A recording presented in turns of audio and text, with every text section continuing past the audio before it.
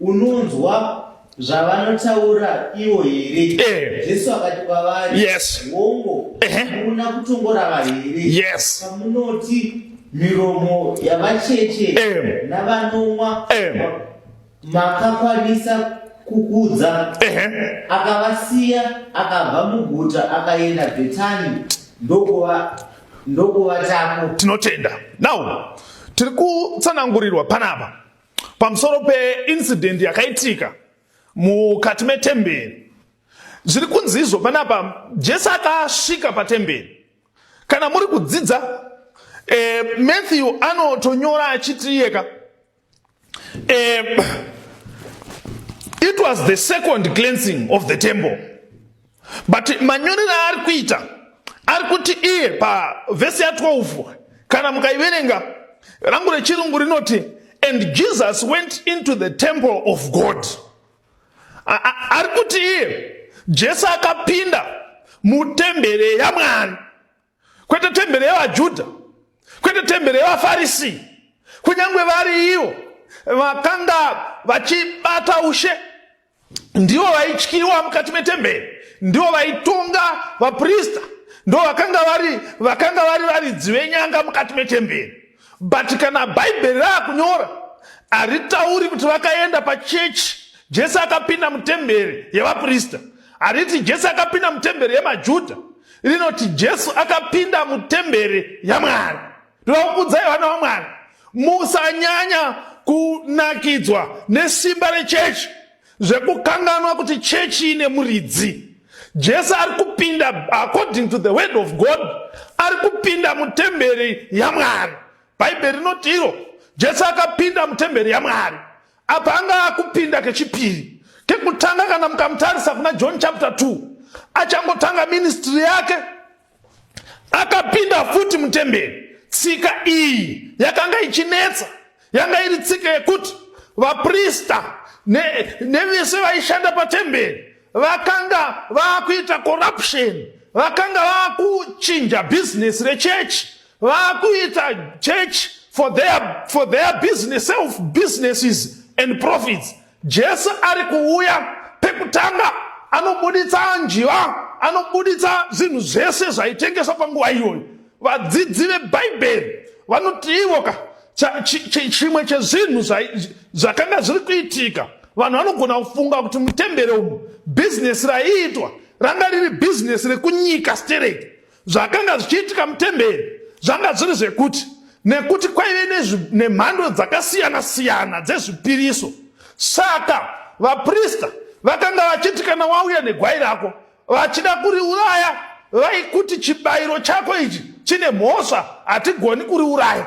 Kana vadaro vokuti asi ukabuda panze uchawana munhu ari kutengesa makwai akanaka, utsvage gwai pane makwai ari panze. So much that zvinotonzi vakuru vechechi nemaprista ndo vakanga vari varidzi vemakwai nemombe nenjiva dzakanga dziri panze. Saka pakanga pane kutenga nekutengeserana nekuchinja mari, zvese zvichiitwa ipapo. Saka Jesu paanosvika patemberi yaMwari, anosvika kuti aiwazve, kwakanyorwa kakuchinzi imba yangu inofanira kunzi a house of prayer, imi makuita bako remakororo. Terai munzwe vana vaMwari, Jesu ndiri kutarisa ini nguva isati yapera takuenda kunopetwa kwenhoroondo yenyika. Ene mukatarisa chapter 21, Jesu anga akuenda kuma-final stages ekuti achinoroverwa pamuchinjikwa. Kana taakutarisa sangano raMwari, takatarisana nenhoroondo yekupera kwenguva, Jesu anofanira kuti asati auya, temberi yaMwari inofanira kumbocheneswa. Jesu ari kutaura pachena, akati ko chii chamakuita? Imba yaBaba vangu yanga ichifanira kuve iri imba yekunamatira, imi makuita imba yemakororo, a house of prayer, but you have turned it into a den of thieves. Yaimba chechi yaMwari ndo mazara mbavha, kwete kuti dziponeswe, but ndo muri safe kuti dzioperate from. Vanhu vachinetsana nekuita zvakasiyana siyana, maskimu akasiyana siyana under the guise of the church of God. Jesu haana kufara nazvo. Zvikanzi imba yaBaba vangu, This church iri kufanira kunzi a house of prayer. Muri kufanira kuti vakaremerwa vauya vachizosunungurwa. Iri kufanira kuti vese vane mitoro kana vakauya kuchechi vauye kuzorerukirwa. But imimi machinja business rechurch maakuita bako remakororo. Machinja business rechurch ndo maane mhombwe, ndo maane bako remhombwe vachichinyana vakadzi mukati mechechi, imba yababa vangu. Jesu ari kutaura kuti machinja business rechurch, you have turned it into a house of fashion. Muchitaridzana kunaka nekukosha kwekupfeka nhumbi dzinodhura kuchechi maakukombita kupfeka. You have changed the purpose of the church of God. Zvikanzi aiwas machinja church yanga ichifanira kuva imba yekunamata, yaimba yekuimba nziyo dzisina basa, yaimba yekufoma zvimagurupu zvisina kudzingiswa, ichifanira kunzi imba yekunamata. Tera munzwana wamwari,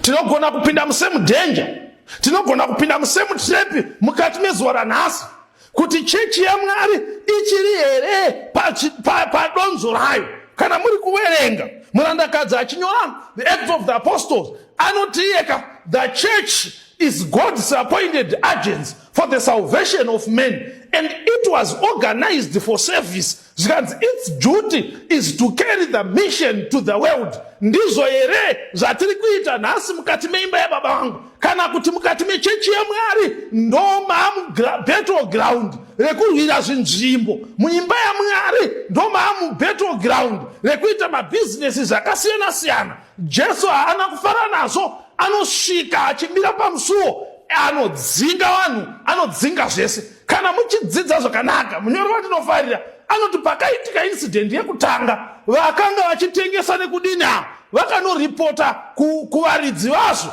vakanoudza vaprista ndozvaaita muchinda. Pekutanga Jesu paakazviita, vaprista havana kutiza, havana kubuda muchechi, vatungamiriri vechechi havana kubuda, akangodzinga vanhu vakanga vakamiririra vatungamiriri vechechi, to the extent yekuti kunotonzi vakatora nguva vakuti isusu varidzi vezvinhu izvi tisi toda kuzvirinda, toda kuona kuti kana akazodzoka achadzoka achiita sei. Chinondinakidza panyaya iyi ndechekuti paanodzoka kechi2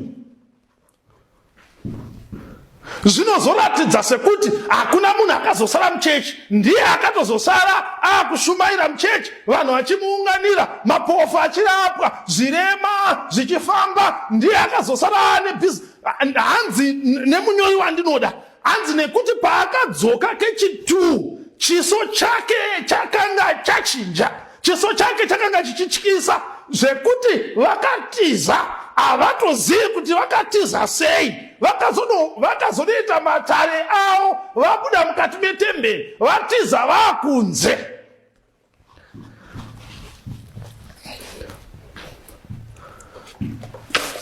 Terera unzwe hama yangu, pane pfungwa dzakakosha shoma shoma dzatoda kutarisa pachidzidzo ichi. Number 1, chechi yaMwari.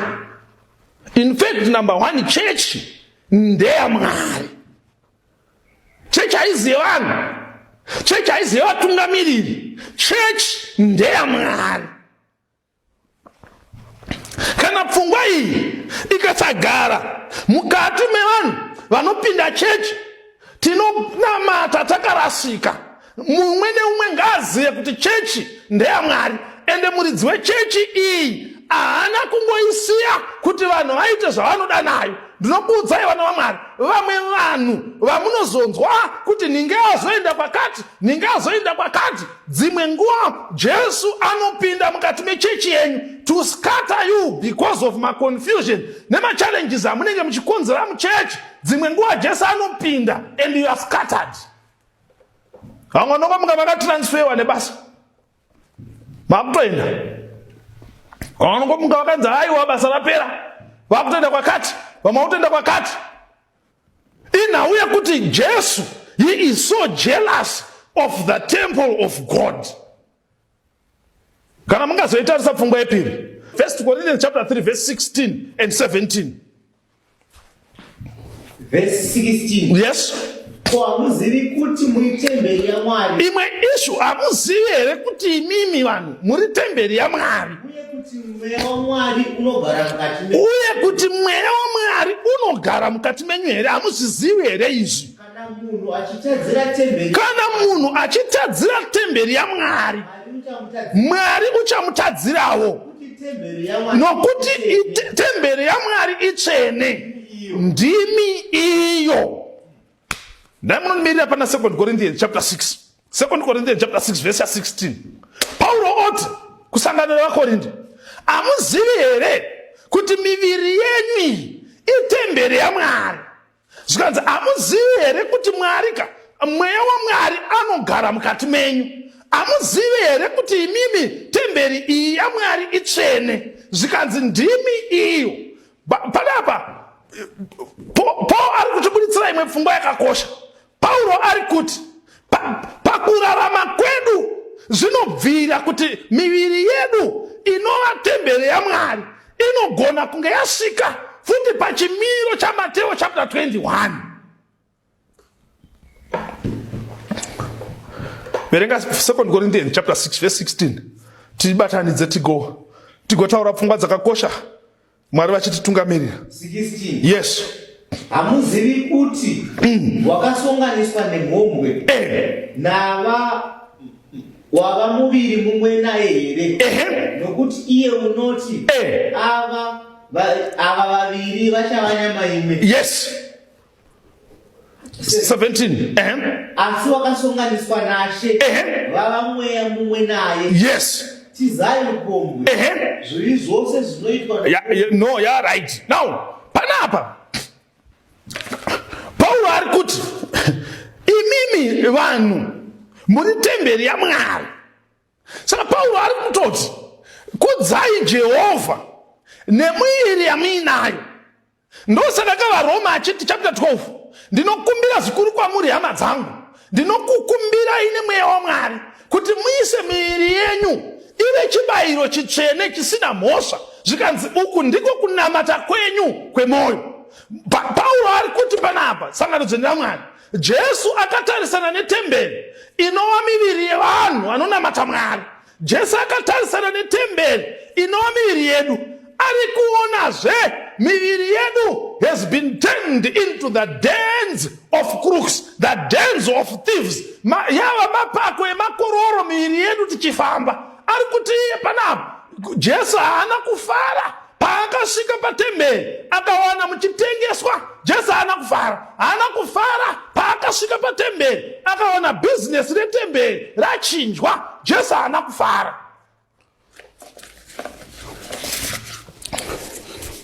Ndoiziva kuti nhau yetemberi inonetsa. Hamusirimi matanga nayo, kunyange nekumashure uko yainetsa. Saka even patinoitaura tatitarisiri zvedu rugare. Jesu ari kuti miviri yenyu itemberi yaMwari. Patiri kuona magerera maakuita misoro, muchiita mabumu nemazhumu achigamuchirwa nemuchechi yaMwari nemuchechi yaMwari. Iye zvino almost everyone is getting silent. Zviri kuita sekuti mararamiro atiri kufanira kuita, the way we are supposed to carry ourselves even in church, no, hatisisina maboundaries. Jesu akazvitarisa akatoona zvinhu izvi zvinouya nevanhu vashoma kusvika zvajairika. Ndobva vari kune akatomboya nemakwai maviri nenjiwa dzake 3. Ndobva watonoti hazviri kutoita, hapana ari kumubvunza. Ndoda kukuudza hama yangu, chechi inogona kusakubvunza, but aripo ari kumusoro akatarisa temberi yaMwari yauri kuabhiusa uchipfeka zvisingaiti, yauri kuabhiusa temberi yaMwari uchidya zvisingaiti nekunwa zvinodhaka. He is not happy, he is not pleased.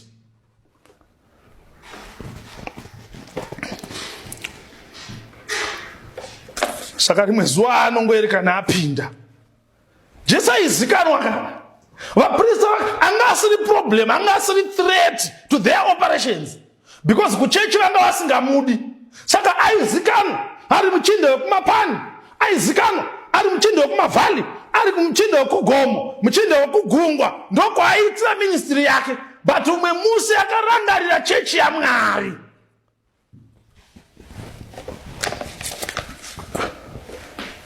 ndobva angouya hadzi nemunyorwa ndinoda akati achimira pamukova so munhu akatanga kumuona akavhunduka and they tried to be as far as possible from him zvekuti when he would advance achifamba achipinda mutemberi hakuna akabvunza umwe vanhu vakabuda vari umwe neumwe akatiza. Verse 23 Matthew chapter 21 verse 23. Verse 23. Yes. Wakati achipinda mutemberi vaprista vakuru navakuru yes vakauya kwaari saka zvaakaita apedza kudzinga vanhu in fact vanhu vamutiza nezvinhu zvavo zvese hanzi this the second time nemhuka dzakatiza dzega hakuna chaida kutakurwa nechimwe akanga achityisa. So ndobva aita ministry ya muchechi ndokurapa zvirema vana vakatanga kuimba vachifara zvanga zvisingatenderwi kuti vana vapinde mukati metemberi vana nemadzimai vanga vasingaverengwi zvinotonzi vakamuona achienda kutemberi vakaziva kuti nhasi sevhisi iri kutemberi vakatanga kutakura varwere vavo vakatanga kutakura zvirema zvavo vachienda kutemberi vamwe vachitiza vamwe vachiendako. Saka sevhisi yemusi uyu aita apedza ndobva adzoka mangwana ndopatava pavhesi 23 vhesi tiverengerei verse 23. Wakati achipinda mutemberi yes vaprista vakuru navakuru vavanhu vakauya kwaari kudzidzisa vakati munoita zvinhu izvi nesimba ripiko? Ndiani wakakupai simba iri? By what authority? Jesu akapindura mirai now pane chinhu chisina kupokana pamusoro peboka rese iri ndechekuti Jesus had authority.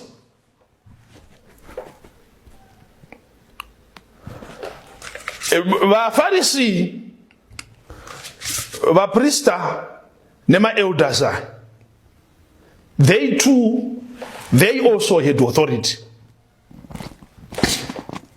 Vaiva nayo and vakanga vatomboishandisa pane dzimwe nguva. They had authority. Vaitoziva vamwe vanga vaine authority. Pilate vaimuziva aine authority. Herod vaimuziva aine authority. Caesar aizikanwa aine authority. But authority yaJesu yakavatambudza. It was different. Saka vakamubvunza vakati aiwa imi zvamaita izvi simba racho rabvepi? Jesu akati kudini?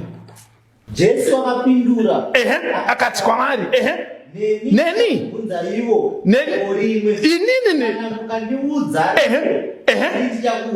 now Jesu akuti kwavari answer yenyu ndinayo but inini ndotanga ndakubvunzayo mubvunzo kana mapindura mubvunzo wangu inini ndozopindura wenyu. Ndobva ati kudini Jesu?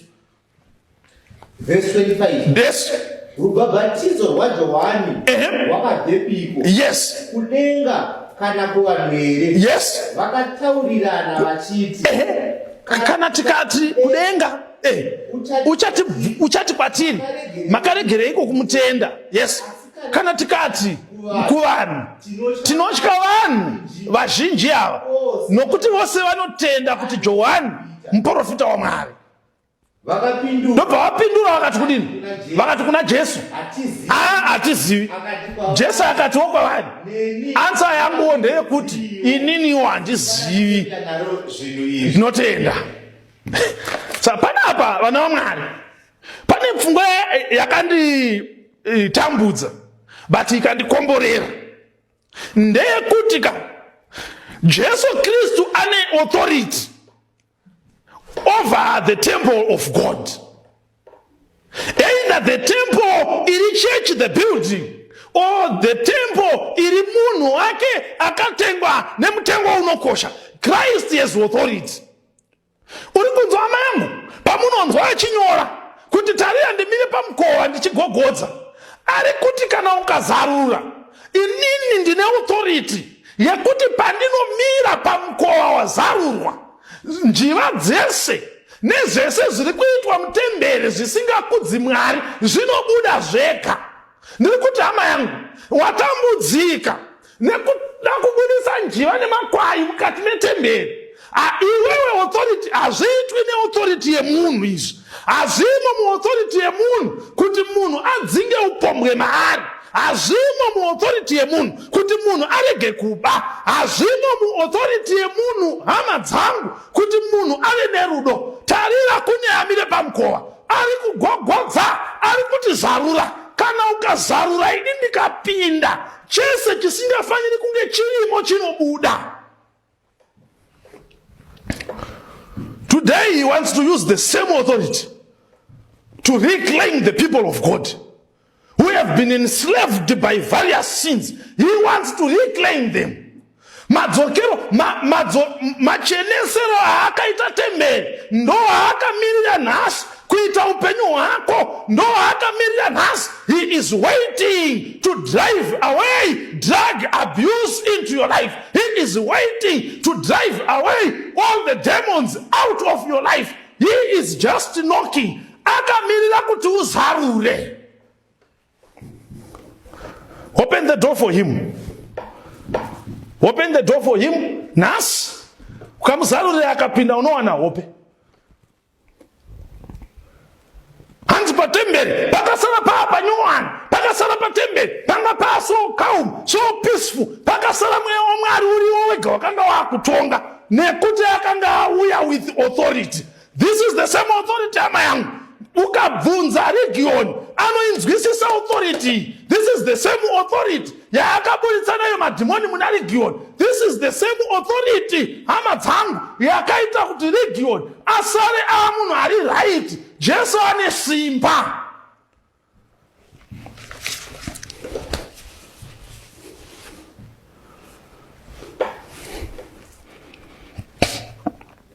The priests and the money changers, it cannot even be explained kuti vakabuda sei. Vakazongoonekwa vakunze.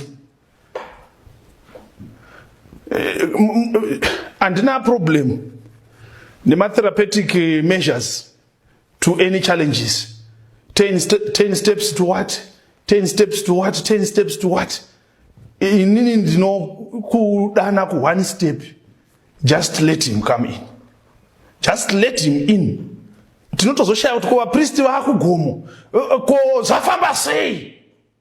Ne-authority yavanga vainayo, ne-authority yaane ma-addictions over upenyu hwevanhu, ne-authority yatambudza vanhu izvezvi. Kana Jesu akauya,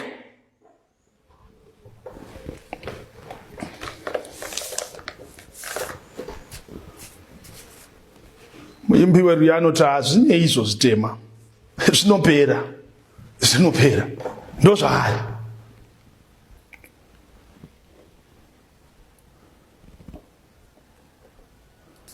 Kana uchizodzidza vaitomboti vachibvunzwa nyaya idzi vaijustify, vachitsanangura. But pakazopinda Jesu neauthority havana kuwana mukana wokutsanangura anything, vakatiza. Nhasi kune maissues akawanda chaizvo ekuti vanhu vanogara pasi vachimatsanangura vachijustify. Ndoda kukuudzai hama dzangu, when the owner of this temple shall appear, hapana mukana wokutsanangura. Nhasi kana mukada kutanga kudiscussa nawe dressing, inotanga kuunzwa nemadynamics akasiyana-siyana, nemascholarly views, nematheological views, igodini. I want to tell you this, my friend, when Christ shall appear, kuchatizwa. Hanzi vaya vakanga vakati angazvita, vanga vakamumirira for 3 years. Takambovhiringa paya takamuteya, takamumirira. But paakapinda, let him in, my brother. He will sort all the things for you. Murega apinde. Bhaibheri rinoti kanzi vakadzoka vakamhanya vakatiza vachinoripota madhimoni aregioni. Pavakadzoka Bhaibheri rinoti kanzi vakashamiswa nekuti vakawana uya wemweya yetsvina agere patsoka dzaJesu, akwana, akapfeka. Hatina patakambonzwa kuti hembe dzakatsvagwa kupi, because mbiri yake aibvarura hembe. But kana patsoka dzaJesu zvinhu zvese zvinoita order. Akatendera kuti Jesu apinde mukati metemberi. Jesu apinda mukati metemberi, order yakauya yega. Ndiri kuti hama yangu, tenderawo Jesu kuti apinde.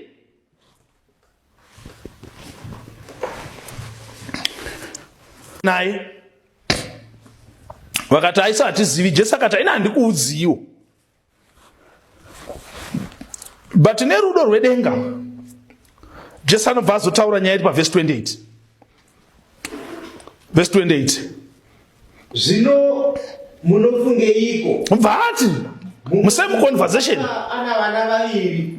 Munofungei nenyaya iyi? Akaenda. Munhu uyu akanga aine vana vaviri, ndobva aenda kumwana wake wekutanga. Ari kukondinya nhau yetemberi. Akati. Ndobva aenda kumwana wake wekutanga akati, mwana, enda nhasi kundobata munda wangu. ndoda kuti uende nhasi unobata munda wangu wemuzambiringa. Iye akapindura akati. Handidi. Haana kumbosara achitenderera. Akati inini handidi.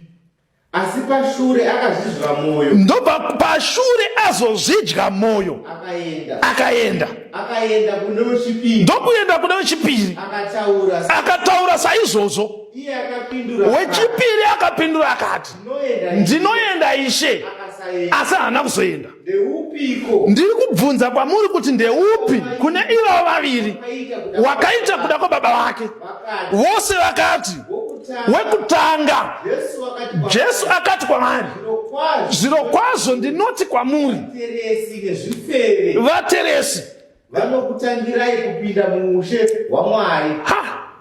Nokuti Johani akauya kwamuri nenzira yekururama, mukasamutenda. Vateresi nezvifeve vakamutenda. Imimi mukati muchiona izvozvo hamuna kuzozvidya mwoyo. Yes. Yes. Hamuna kuzozvidya mwoyo. Mukatenda. Yes. Now Jesu haana kusiya vaFarisi. Paati papa haina handisi kupindura kuti authority yangu yakabvepi, because vava vachizomutaimira kuti akati authority yangu yakabva kuna Mwari, wobva vamuti aita blasphemy. But nerudo rwedenga ndobva Jesu extenda the door of salvation, ndobva extenda the grace. Ndobva ati ndoda kumbokubvunzai, papa nemunhu anga aine vana vake vaviri, ndobva aenda kune mwana wake umwe wekutanga, ndobva amuti ndoda kuti uende kumunda wangu wemuzambiringa. Uya wekutanga achibva ati handidi. Open rebellion. Zvinotozikana kuti ninge chidhakwa. Feya anotorimwa doro rake, hapana problem. Zvika ndobva aenda kune wechipiri akati ndoda kuti uende kumunda kwangu. Uya akati ndinoenda, handina dambudziko nazvo, ndinoenda. But uya akanga aita open rebellion, vhesi iri kutaura nhau yekuti akazozvidya mwoyo. Saka kana muchidzidza zvakanaka, kunonzi ibasa remweya waMwari kuvinga vese vanotadzira Mwari. Uchitaura navo muinbox kuchiwandi, hapana ari kundinza. Ndakamboudzwa neimwe shamwari yangu achitaura kuti gurupu rekubasa kwavo ari nevakuru vebasa, ari nechinyi zvese paWhatsApp. Ndobva mazuva eCovid aya panetsa malockdown apo, saka pane umwe akangomukawo akagumbuka ndokubva aisa post yake achibvunza kuti imimi wakuru wekambani, do you really care for us? Because tiri kuuya kubasa, hatina protection, hatina zvakati, nobva taura zvakawanda, which was true. But munongozivawo matyirwo anoitwawo vanhu vakuru vemabasa vanotyisa. Saka vanhu vakashaya kuti zvivindi zvemuchinda uyu zvabvepi. Ndobva paitawo hwani akatsigira pfungwa yanga yataurwa nemuchinda uyu. Saka vanenge vakuru vamwe vaiteedza vaifanira kunge vachizokontrola timu uyu akaisa post yekutanga uyu, kuti pamwe vakamuendera kuinbox akaramba kana kuti vakamutya hazvizikanwi, asi akazoisa yechitu uyu akaenderwa kuinbox. vanhu vanoti pasina 15 minutes takazoona yanzi deleted.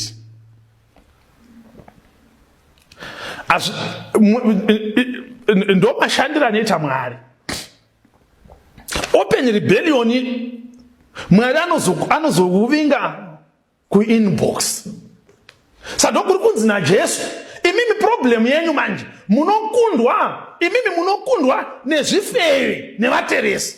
Nekuti vateresi vana Zakeyo pavakanga vachidya mari dzevanhu, Johani akaparidza akati tendeukai musabira vanhu, ivo vaine mari dzekuba. Mweya waMwari wakazoenda nawo kuinbox vakanozvidya moyo ndobva vatendeuka. Zvikanzi but problem yenyu manje ndeyekuti imimi makaparidzirwa pamusoro pemutemo yaMwari mukati tinoida, mukaparidzirwa pamusoro pekuchengeta Sabata mukati tinorigamuchira, but problem yamuinayo ndeyekuti you are found wanting. Pane zvese zvamakatenda kuti muchaita hapasisina chamuri kuita. Not only that, even mukavingwa kuinbox hapana kuzvidya moyo. Zvoti zveso pandiri kutotaura, pandiri kuparidza, some of the issues dzandiri kutotaura izveso, umwe munhu ari kutove nema-challenges nezvandiri kutaura. The Spirit of God is trying to come kuinbox. Inokuziva kana tasvika panhau dzekupfeka, inokuziva. Mweya waMwari unotoziva kuti maitiro auri kuitaya uchibata department remusic mukati mechechi yaMwari, manje iwe unenge wakutambisa chechi. Mweya waMwari unozviziva kana takazvitarisa tiri kuona kwazvakananga. Mweya waMwari unouya kuinbox kuzotaura newe kuti shamwarika, sandizvo zvawakatenda kuti uchaita, but mutsauko wako iweweka nedhikondo riri kumaavenue ndewekuti afambidze kumaavenue kana shoko rikaparidzwa dzinoenda pakona dzonozvidya moyo.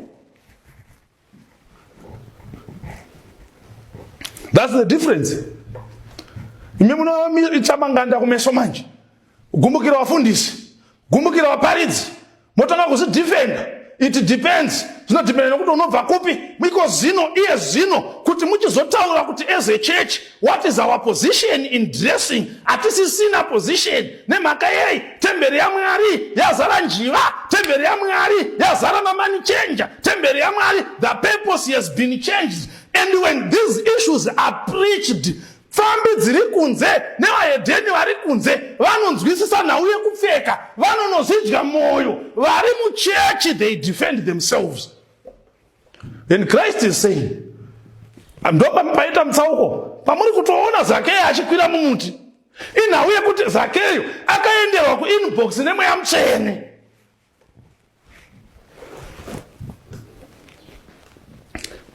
Denga rakatotarisa so, ngirozi Johani apedza kuparidza, mweya mutsvene uchienda kuinbox kwaZakeyo so, uchinomutsanangurira kuti munhu waMwari chirevo ichi chakananga imi. Denga nengirozi dzakatarisa so, dzichiona message matiki mairi delivered. Ngirozi dzakatarisa so, dzichiona blue tick Zakeyo waverenga. Ngirozi dzakatarisa so, dzichiona Zakeyo is typing. Zakeyo anoti ndinzwirei nyasha mwanakomana waDhavhidhi. Jesu achipfuura, Zakeyo anomhanya kunokwira mumuti. Jesu ari kuparidza the same nhasi kwatiri hama dzangu kuti mbavha dzekunze dzikanzwa the same message dzinozvidya moyo, but mbavha dzemuchechi dzikanzwa the same message dzinotsvaga kuvhara anotaura.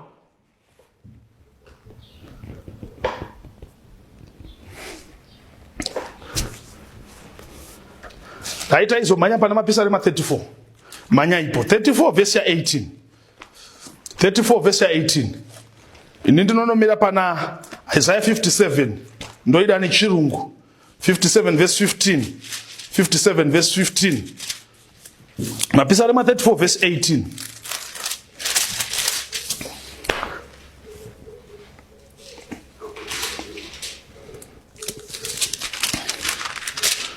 Verse 15, inotiyo panapo. For thus says the high and lofty one that inhabiteth eternity, whose name is holy.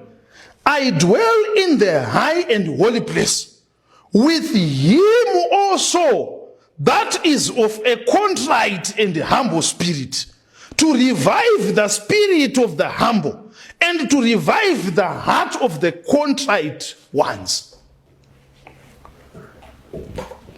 Mapisalema 34 yes verse 18.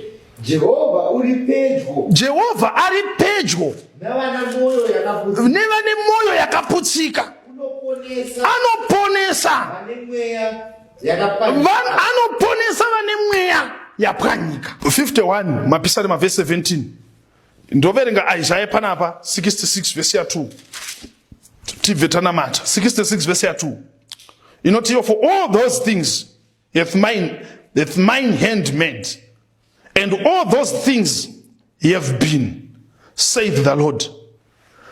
But to this man will I look, even to him that is poor and of a contrite spirit, and trembleth at my word. I will look at that man. And a state of contrition is a state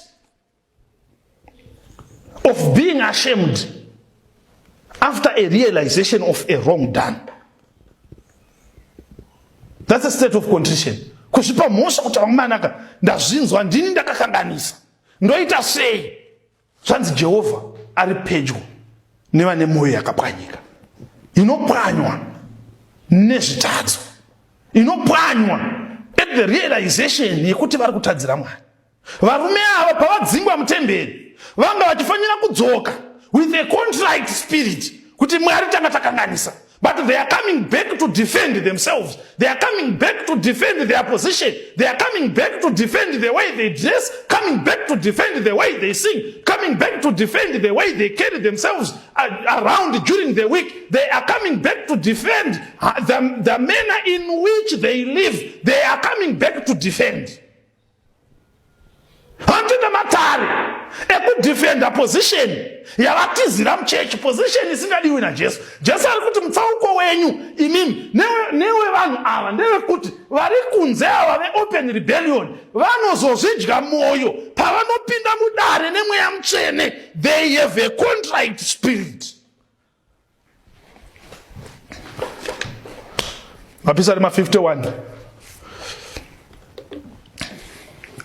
Mapisalema chapter 51 verse 17. Verse 17. Yes.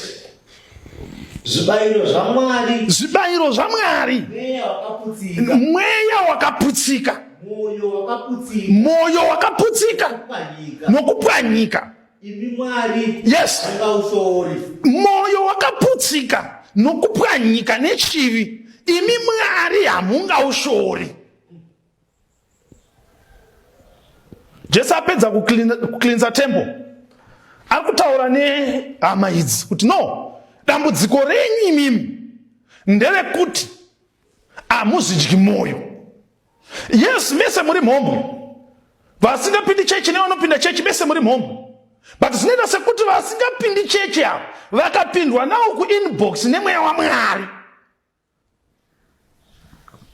They have a contrite spirit. Mhombwe dzekuchechi dzinozvidefenda. Mhombwe dzekuchechi dzinodefendana. Mbavha dzekuchechi dzinodefendana. Mbavha dzekunyika vana Zakeo vakamirira kuti moyo wake wapwanywa nechokwadi chaMwari anoti ndichabhadhara vese vandakabira. Contrite spirit, broken heart, trembling at the word of God. Izvi vana vaMwari ndo zviri kuzonzi naJesu achikonkluda nyaya yake yemutemberi.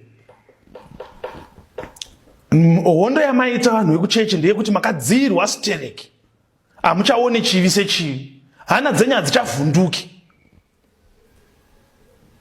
Mutori bhizi kutotaura kuti inini ndiri nani pana nhingi, aiwa nhingi azonyanya zvanhingi zviri nani chichi. Mutori bhizi, but munoziva kuti mapoliticians ayo vamunopfira mate muchituka muchiita sei, dai vaiwana mukana wekuwana content yamunowana imimi vaizvidya moyo. Ndositaura naJesu. Chii chasara nhasi?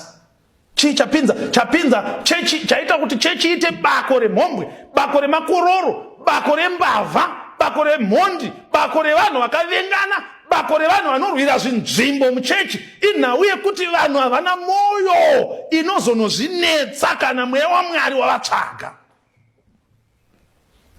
Mwari kudenga vatiitire zvakanaka. Ndiri kuva nemunamato mukati menguva ino. Number 1 ndewekuti Jesu uyai nemutsa wenyu. Uyai with the authority of heaven and cleanse my life. Nomunamato wangu kutanga. With the authority. Mwari ndiri ndega handikwanisi kusiya. Handikwanisi kudzinga zvinhu zvese zvapinda muupenyu hwangu ndiri ndega handizvigoni. But with the authority of heaven, come Lord Jesus. Come and drive them out. Come and drive everything, any filthy thing, and cleanse even the thought and the intentions. Come. That's my prayer. The second prayer that I have. Lord, give me a contrite spirit. Make my heart break when I sin. After I have sinned, and your spirit has convicted me of my iniquities, Lord, break my heart. That's my second prayer. Kana tina yomwe akafanana nini anoti Mwari ndirangarire. Andidi kuti pano ndinzi nevhesi chakanakira Jesu anga achiri kuwapa mukana haana kuti mhombwe nevateresi vachapinda vega kudenga. Akati vachakutangirai kureva kuti akati there is still room for you kana mukachinja mwoyo wenyu. Iwewe izvezvizvi patitaura nyaya iyi, mweya waMwari wauya kuinbox wataura newe about nyaya yemaaffairs ako, nyaya yeupenyu hwako. Mweya waMwari wauya kuinbox izvezvi. Ini ndinoti Mwari ndipewe broken heart, mupinde mukati memwoyo wangu mundibatsire. Naone munamato wakadaro ngatidzore uso tive nenguva yekunamata. Baba vari kudenga makatendeka, maita nekutirangarira. Tiri temberi yenyu, munoda kugara matiri. Dzimwe nguva hatizvizivi kana kuti dominance yezvakaipa yarivadza nekupofumadza njere dzedu tikafunga kuti tinogona kuita zvatinoda. Tinokutendai Mwari nekutidzidzisa. Hamuna kutivenga. But when you come in, pamakapinda, when you went into the temple, zvese zvaisafanira kuvamo zvakatiza. Mwari madini maitawo izvi kuburikidza naJesu Kristu. Muupenyu hwehanzvadzidzo, muupenyu hwanababa nanamai, muupenyu hwevaparidzi venyu, muupenyu hwevafundisi venyu, mumbopinda Mwari mudzinge mabasa ose akashata, kuti mutemberi yenyu muimbwe hosana, murumbidzwe zita renyu. Pakupedzisira Mwari tokumbirawo mwoyo yakapwanyika, mwoyo inopwanyika. Mwari kana mataura nesu kuseri mumunhu wemukati, mutibatsire tisaomesa mwoyo. Bvisai kugumbuka kana shoko raparidzwa, mutipe contrition, a state of feeling bad and sorry of our situations.